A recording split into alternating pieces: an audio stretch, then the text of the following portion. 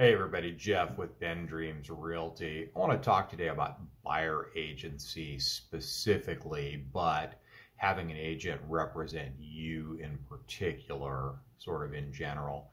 It appears that buyer agency is a poorly understood concept, so let me tell you why it matters. When I take a listing to sell a house, I sign a contract with the seller to represent them and their interests throughout the transaction. When I agree to work with a buyer to help them find a home, we have a contract for me to represent them throughout the shopping process and the rest of the transaction.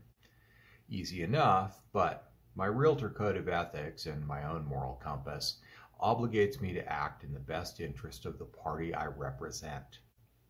There's a good reason that dual agency isn't even legal in some states.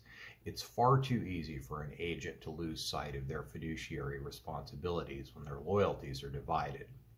If I represent both sides of the transaction, it's nearly impossible for me to maintain that fiduciary duty to at least one of those parties. As a buyer, you may tell me that you want to offer X, but you'd be willing to go up to X plus whatever. As a seller, you may tell me that you want to sell for X, but you'd settle for X minus whatever.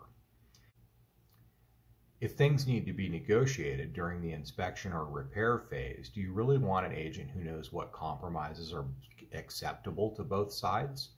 I mean, it seems like it would make it easier, but I could just pick a number both sides are okay with and end the negotiation. That's working in the agent's best interest rather than the best interest of either the buyer or the seller. What you want, what you need, is to have an agent who is representing you and your interests specifically, regardless of whether you're the buyer or the seller.